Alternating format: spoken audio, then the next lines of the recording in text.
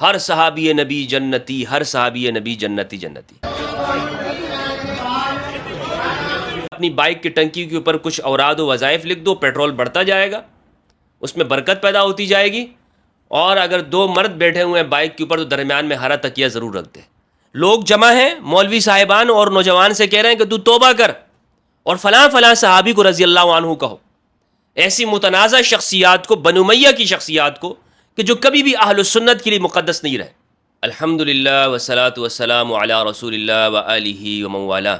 بسم اللہ الرحمن الرحیم۔ السلام علیکم ورحمۃ اللہ وبرکاتہ۔ دنیا بھر کے معاشرے بالعموم اور مسلم معاشرہ بالخصوص زوال کا شکار ہے۔ مسلم معاشروں کا المیہ یہ ہے کہ یہاں پر مذہبی قائدین کے حوالے سے یہ بات سمجھ میں نہیں آ رہی ہے، اور عامۃ الناس اس بات سے بالکل بے خبر ہیں کہ ان کے قائدین وہ سیاست کر رہے ہیں یا مذہب کا ابلاغ کر رہے ہیں، مذہب پہنچا رہے ہیں یا وہ اپنے سیاسی مفادات کا حصول کر رہے ہیں۔ اسی لیے جب ہم مسلم معاشروں کے اوپر نگاہ ڈالتے ہیں تو وہاں ایک فرقہ یا وہاں پر موجود مذہبیت وہ دوسرے فرقوں کے حوالے سے لوگوں کے ذہنوں میں شکوک و شبہات ڈالتی ہے، اور وہاں کے امن کی خرابی کا باعث بنتے ہیں، اور اس طرح مسلم امہ کے اندر دراڑیں پیدا کرتے ہیں۔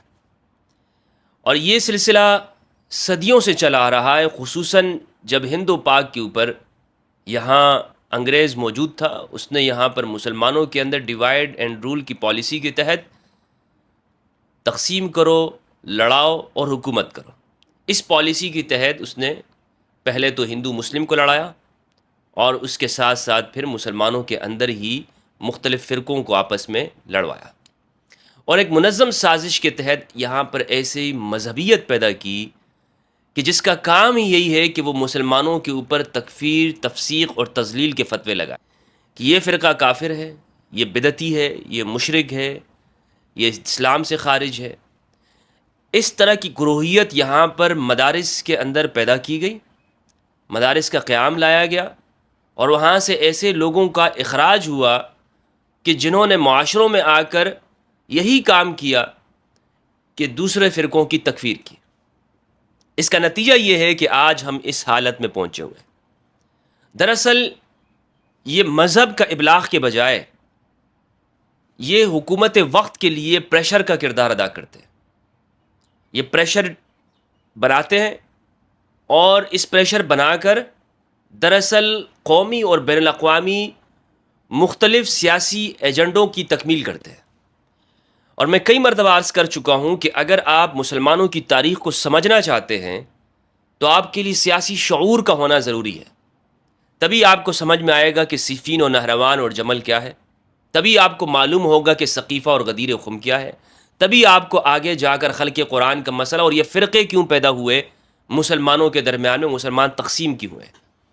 اس کے لیے آپ کے اندر سیاسی شعور ہونا ضروری ہے، ورنہ تو کوئی بھی پاگل مذہبی شخص بڑی چادر اڑا کر آپ کو کسی بھی راستے پہ لگا سکتا ہے، اور آپ کو کہہ سکتا ہے کہ تمہارا دنیا کے ساتھ کوئی کام نہیں ہے، سیاست کا اسلام سے کوئی تعلق نہیں ہے، تم بس اسی طرح چپ چاپ خاموش ہو کر نشوئی بن کے چلتے رہو، اور کوئی شعور تمہارے اندر نہیں ہونا چاہیے، اور بس ٹنکی کے اوپر، اپنی بائک کی ٹنکی کے اوپر کچھ اوراد و وظائف لکھ دو، پیٹرول بڑھتا جائے گا، اس میں برکت پیدا ہوتی جائے گی، اور اگر دو مرد بیٹھے ہوئے ہیں بائک کے اوپر تو درمیان میں ہرا تکیہ ضرور رکھ دے۔ یہ شعور صرف آپ کو حاصل ہوگا، اور آپ یہ نہیں سمجھ سکیں گے کہ اسلام کے اندر مسلمان اس جگہ پر کیوں پہنچے، اس جگہ اس حالت پہ کیوں پہنچے۔ ابھی سوشل میڈیا بھرا ہوا ہے، سوشل میڈیا پہ آپ دیکھیں تو میں نے ایک ویڈیو دیکھی کہ جس میں یہ اس بات کی طرف میں مجبور ہوا کہ اس کے اوپر ویڈیو بناؤں، اور وہ ویڈیو یہ ہے کہ میاں والی کے اندر ایک شخص پر یہ الزام لگایا گیا کہ اس نے توہین صحابہ کی ہے، اور کچھ لوگ بازار کے اندر جمع ہیں، اور ایسے دکھائی دے رہا ہے کہ انہوں نے جتھا بنایا ہوا ہے اور ایک لشکر آ رہا ہے، جناب ہر صحابی نبی جنتی، ہر صحابی نبی جنتی جنتی۔ ان کو یہ نعرہ پڑھا دیا گیا ہے کہ جو نعرہ نہ قرآن میں ہے اور نہ ہی اس کا ثبوت حدیث میں ملتا ہے، نہ ہی قرآن میں ہے نہ ہی حدیث میں ہے، لیکن ان کے زبانوں پہ رٹوا دیا گیا گویا کہ یہ قرآن کی آیت ہو۔ اور میں کہہ چکا ہوں کہ یہ مذہبی طبقہ اپنے آپ کو یہ فرسودہ مذہبی طبقہ، ہر مذہبی طبقہ نہیں، ہر یعنی مذہب کو درست بیان کرنے والے بھی موجود ہیں، لیکن ہر معاشرے کے اندر اس طرح کے عناصر ہوتے ہیں. تو یہ جو فرسودہ مذہبی طبقہ ہے، اس کا کام کیا رہ گیا ہے؟ یہ اپنے آپ کو اس طرح کے نعرے اس نے ایجاد کیے ہیں کہ جس کا قرآن و سنت کے ساتھ کوئی تعلق نہیں ہے. ایک ویڈیو میں نے دیکھی، اس میں وہ باقاعدہ لفظ صحابہ کا ذکر کر رہے ہیں، صحابہ صحابہ صحابہ، 100 سے زیادہ مرتبہ تو کم از کم انہوں نے کہا ہوگا، لیکن اس لفظ کو آپ دیکھ لیں، یہ قرآن میں کسی جگہ موجود نہیں ہے. اصحاب ہے، اصحاب قرآن میں موجود ہے، صاحب موجود ہے، لیکن وہ اس معنی میں آیا ہی نہیں ہے جس میننگ کے اندر یہ لوگ استعمال کرتے ہیں. قرآن میں یہ صاحب کا لفظ مومن کے لیے استعمال ہوا ہے تو کافر کے لیے بھی استعمال ہوا ہے، یہ قرآن کے اندر موجود ہے. تو یہ قرآن میں اگر مومن کے لیے ہے تو کافر کے لیے بھی موجود ہے، لیکن یہ پھر بھی ذکر کر رہے ہیں. تو بہرحال یہ ویڈیو جب میں نے دیکھی جو میاں والی کی ہے، ایک شخص پہ الزام لگا اور لوگوں نے جتھا بنایا ہوا ہے اور حملہ کر رہے ہیں. اسی طرح بہت ساری چیزیں سوشل میڈیا پر آج کل موجود ہیں کہ جس میں یہ نظر آ رہا ہے کہ کس شخص کے اوپر FIR ہو گئی، مقدمہ ہو گیا، اس نے توہین صحابہ کی ہے، اس نے یہ کیا ہے. لیکن آپ دوسری طرف دیکھ لیں کہ یہاں پر اہل بیت کی توہین ہوئی ہے. مولانا منظور مینگل صاحب، ان کے اوپر پرچہ ہوا کراچی کے اندر، توہین اہل البیت انہوں نے کی ہے، گرفتاری کوئی عمل میں نہیں آئی. تو جو طاقتور طبقہ ہے اس کے اوپر تو ہاتھ نہیں لگایا جا سکتا. اب کہنے کا مقصد یہ ہے کہ جب اس طرح سے دونوں طرف سے یہ عمل ہوگا اور ادھر شیعہ کے اوپر FIR ہو رہی ہے، ادھر کسی دیوبندی یا بریلوی کے اوپر کس نے توہین اہل البیت کی ہے، تو اس ملک کو کس سمت کی طرف لے کے جانا ہے؟ یہ ملک کس طرف جائے گا پھر؟ یہ ہم کیسے طے کریں گے؟ ہم گویا کہ اس وقت بارود کے ڈھیر پہ کھڑے ہوئے ہیں، نوجوانوں کے اوپر فتوے لگائے جا رہے ہیں. لوگ جمع ہیں، مولوی صاحبان اور نوجوان سے کہہ رہے ہیں کہ تو توبہ کر اور فلاں فلاں صحابی کو رضی اللہ عنہ کہو. ایسی متنازع شخصیات کو، بنو امیہ کی شخصیات کو، کہ جو کبھی بھی اہل السنت کے لیے مقدس نہیں رہے. خلفائے راشدین کی بات الگ ہے، لیکن بنو امیہ کے حکمران، ان کے لیے بھی اب نوجوانوں سے عہد لیے جا رہے ہیں، میثاق لیے جا رہے ہیں. اور اب وقت ایسا آئے گا آنے والے میں کہ لوگ یزید کے لیے بھی عہد لیں گے، کیونکہ یہاں پر ایک طبقہ موجود ہے کہ جو یزید کو رضی اللہ عنہ اور امیر المؤمنین کہتا ہے. تو عرض کرنے کا مقصد یہ ہے کہ اس وقت ہمارے ہاں معاشرے میں یہ مخصوص جتھا جو بہت قلیل مقدار کے اندر ہے، یہ اپنے سیاسی مفادات کے حصول کے لیے، کیونکہ ابھی الیکشن آ رہے ہیں نا، ابھی الیکشن آ رہے ہیں، تو یہ ماحول بنایا جاتا ہے.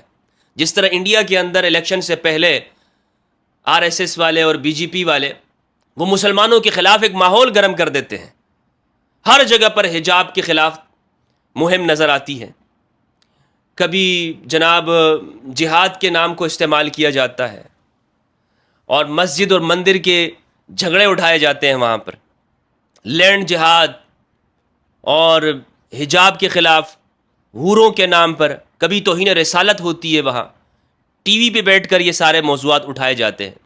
آپ دیکھ لیں جب الیکشن کا وقت تھا تو یہ سارے کام ہو رہے تھے، اور اب انڈیا کے اندر اس چیزوں میں کمی آئی ہوئی ہے.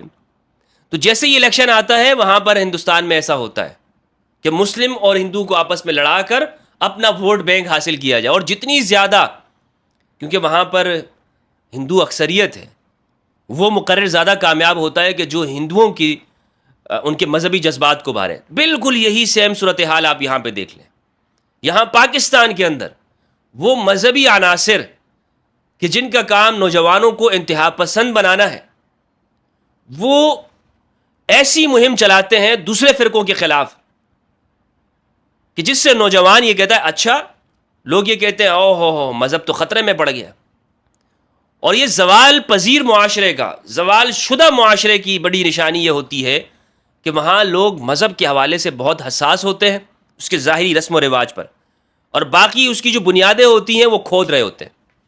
یعنی سب 2 نمبریاں پائی جائیں گی مذہب کے نام پر، لیکن جو اس کے ظاہر کے اوپر عمل ہوگا تو بہت شدت کے ساتھ ہوگا. یہ نشانی ہوتی ہے ایسے معاشرے کی کہ جو زوال شدہ ہوتا ہے، زوال پذیر نہیں، وہ تو زوال میں پڑ گیا ہے. اب یہاں آپ دیکھ لیں نوجوان کے اوپر جو میاں والی کے اندر ہے ایف آئی آر ہوئی نہ، اس کا کوئی ثبوت موجود ہے کہ اس نے کیا کام کیا ہے. تو اب اس طرح سے تو کسی کی جان محفوظ نہیں رہی. میں اسی لیے پہلے دن سے کہہ رہا ہوں، اور پاکستان میں سب سے بڑی آواز میری ہے، اور اول دن سے میں نے کہا ہے کہ یہ چیز غلط ہے. پارلیمنٹ سے، سینٹ سے، یہ جماعت اسلامی والوں نے یا جن نے یہ جرم کیا ہے، اس نے قوم کو ڈیوائیڈ کرنے کی کوشش کی ہے کہ اب شیعہ سنی ایک دوسرے کے اوپر ایف آئی آریں کاٹتے رہیں اور مزے سے ہم جو ہے وہ راج کرتے رہیں. جنتا کو لڑاؤ اور حکومت کرو. یہ وہی انگریز کی ظالمانہ پالیسی، سامراجی پالیسی.